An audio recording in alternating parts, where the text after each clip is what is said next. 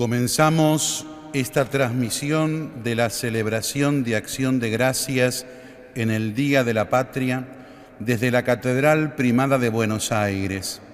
Será presidida por Su Eminencia Reverendísima el Cardenal Mario Aurelio Poli, Arzobispo de Buenos Aires y Primado de la Argentina. Feliz Día de la Patria para todos. El Evangelio de San Marcos nos presenta a Jesús por el camino que lo lleva de Galilea a Jerusalén para cumplir su destino. Lo hace con una libertad soberana, con voluntad firme y decidida, obediente a lo que le pide su Padre Dios. En ese contexto, abre su corazón y anuncia su ya próxima pasión a los discípulos. Él será entregado en manos de los hombres, lo matarán y al tercer día resucitará. La falta de preguntas sugiere que después de haber oído estas enseñanzas, sus discípulos no han comprendido una palabra de la misma. Discuten entre sí quién es el más grande o el más importante, con categorías ajenas a la lógica del reino que anunciaba Jesús en sus parábolas. Por otro lado, les repugnaba la idea de que el Maestro tuviese que padecer la muerte para luego resucitar. Lo consideraban un sueño. Así se desvanecía la esperanza de un triunfo político de su líder sobre la dominación romana. Resulta paradójico que mientras Jesús va camino a su pasión para perderlo todo por amor a ellos, sus elegidos discuten cómo escalar posiciones en una imaginaria jerarquía de poder. No nos debe escandalizar la ambición de quienes habían seguido al Señor para anunciar un reino que comienza aquí, pero que no es de este mundo. Es bien sabido que siempre han existido los embriagados por el ansia de poder, ese ejercicio de escalar para ver cuál es el mayor, el más grande. Es una constante en la historia de la humanidad. Ambicionar los primeros puestos en la escala social es habitual y no siempre con espíritu de servicio.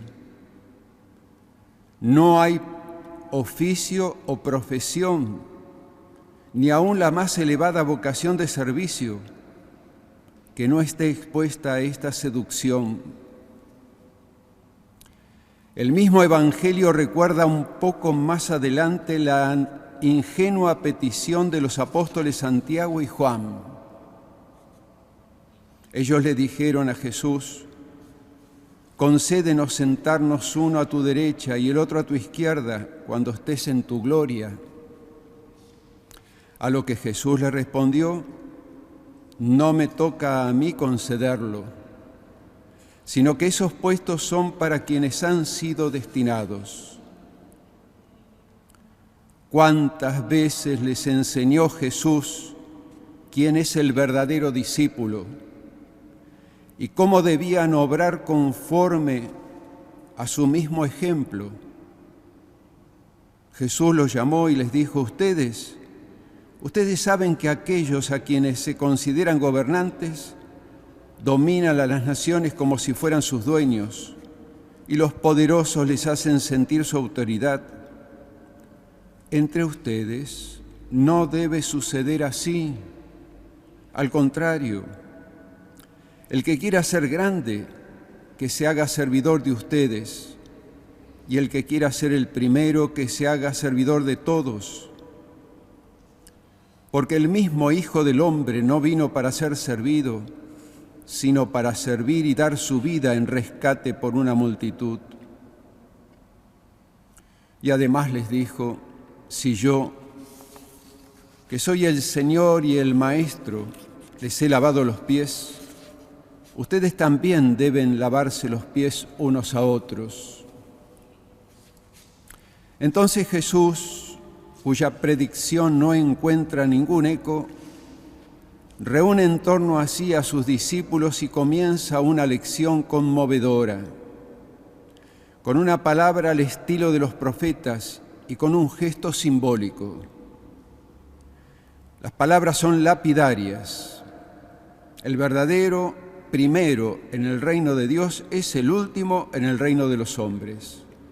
Es el siervo, el que es despreciado. La ambición de grandeza contrasta con los valores del reino y la lógica del Evangelio, donde los últimos serán los primeros. Para que sus oyentes entiendan que Dios, el más grande, manifiesta su grandeza humillándose y poniéndose en el último lugar, Jesús toma un niño, el más frágil de los seres humanos, lo abraza con ternura y lo pone en medio de la escena. No repara tanto en su inocencia y candidez, cuanto que exalta su pequeñez, la simplicidad y disponibilidad confiada, el abandono sin cálculos ni doble interés. La pequeñez que enseña a Jesús la hizo oración cuando exclamó: Te alabo, Padre, Señor del cielo y de la tierra, por haber ocultado estas cosas a los sabios y a los prudentes, y habérselas revelado a los pequeños. Pero las palabras de Jesús van más allá. El que recibe a uno de estos pequeños, en realidad lo recibe a Él y al mismo Dios en su casa. Su enseñanza nos hace imaginar el día en que una nueva escala de los verdaderos valores nos hará reconocer la presencia de lo sagrado en los hermanos más vulnerables, porque en cada uno de ellos hay una oculta y divina presencia. Así lo enseña el Maestro.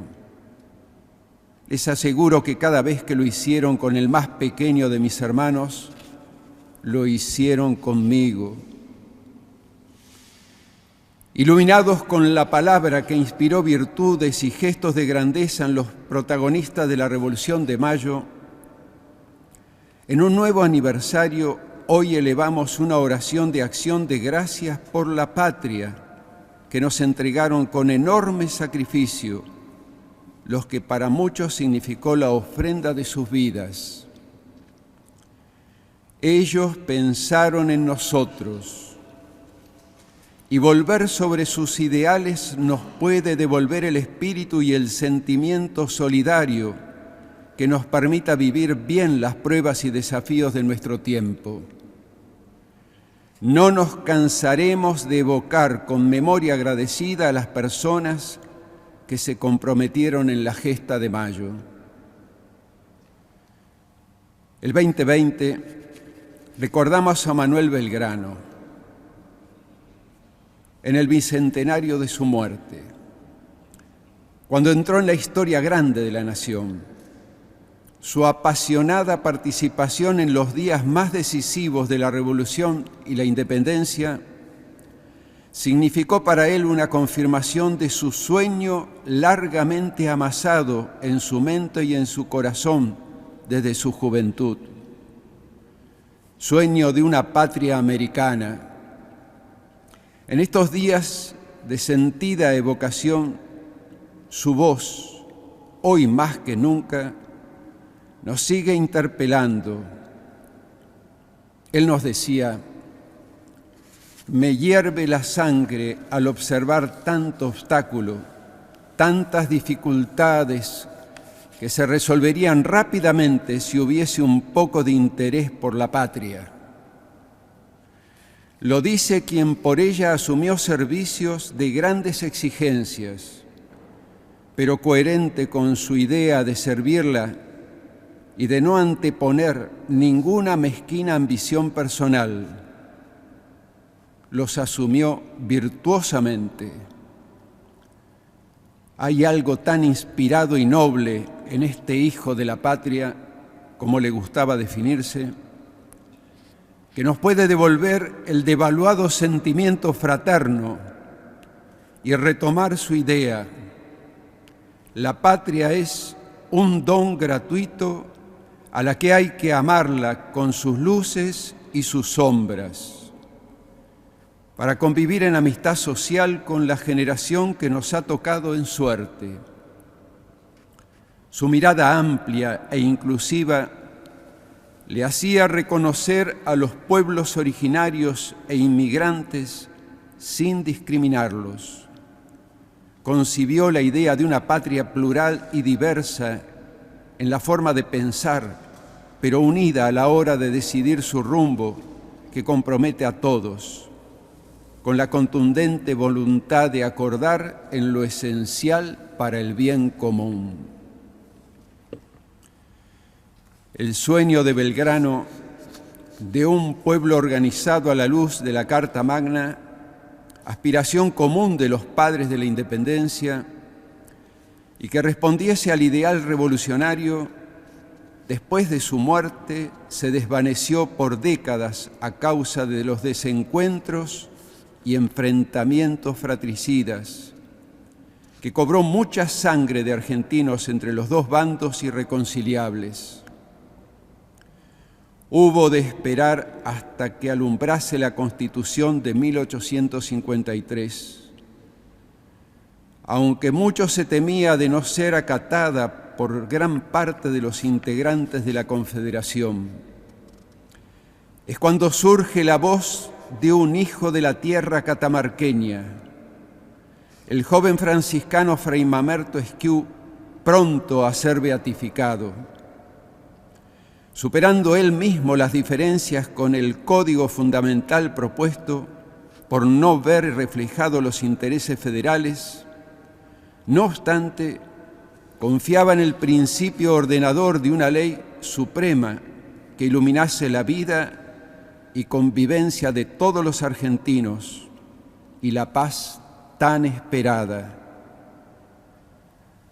Fue entonces que desde la iglesia matriz de la ciudad de Catamarca, en una célebre oración de acción de gracias con motivo del 9 de julio, exhortó a sus comprovincianos sobre la conveniencia de obedecer la Constitución con las palabras bíblicas: nos alegramos de la gloria de ustedes, y den al César lo que es del César, y a Dios lo que es de Dios.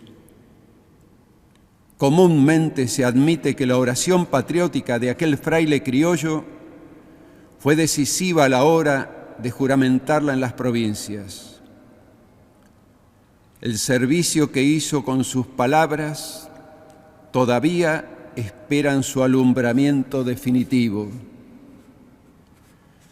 Por momentos se instala la idea de un doble destino para los argentinos: fracasado o exitoso, con educación para todos o sumergidos en la ignorancia, abundancia para pocos o pobreza para muchos, exclusivo o inclusivo, cerrados al mundo o globalizado, con oportunidad para todos o solo los privilegiados.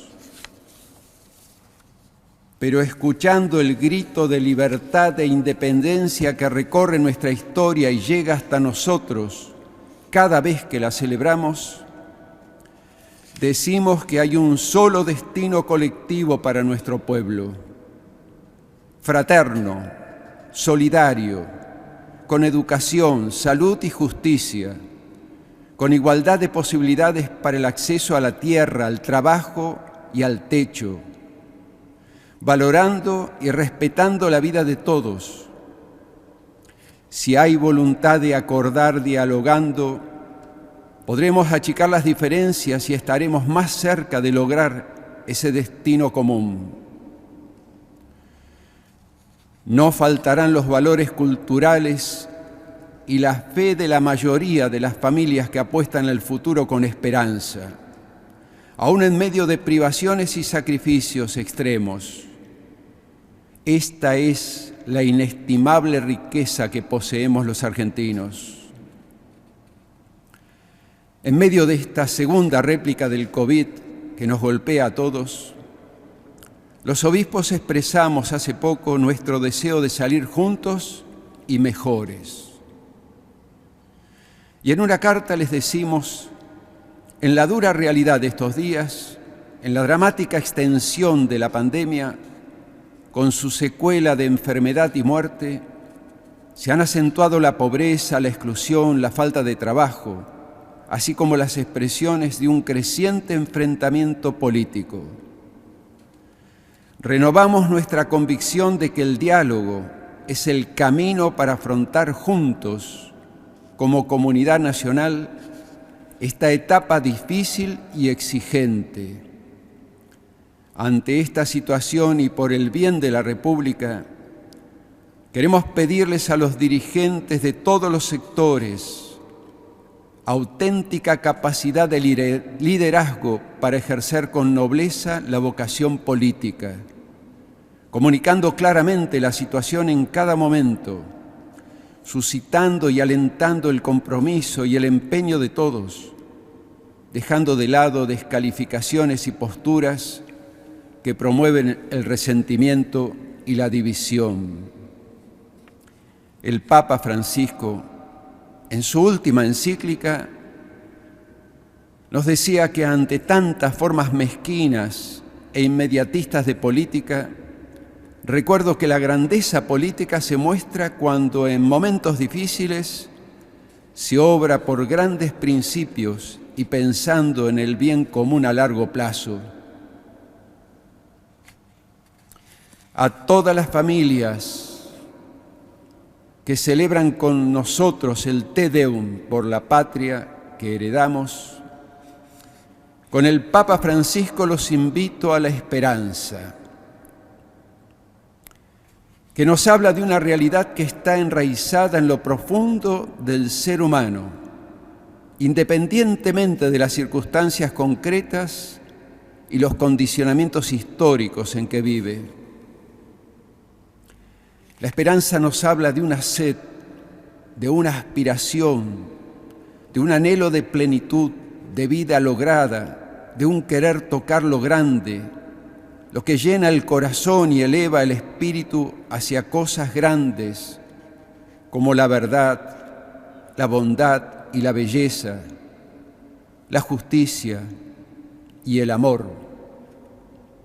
La esperanza es audaz, sabe mirar más allá de la comodidad personal, de las pequeñas seguridades y compensaciones que estrechan el horizonte, para abrirse a grandes ideales que hacen la vida más bella y digna. Caminemos en esperanza y que viva la patria.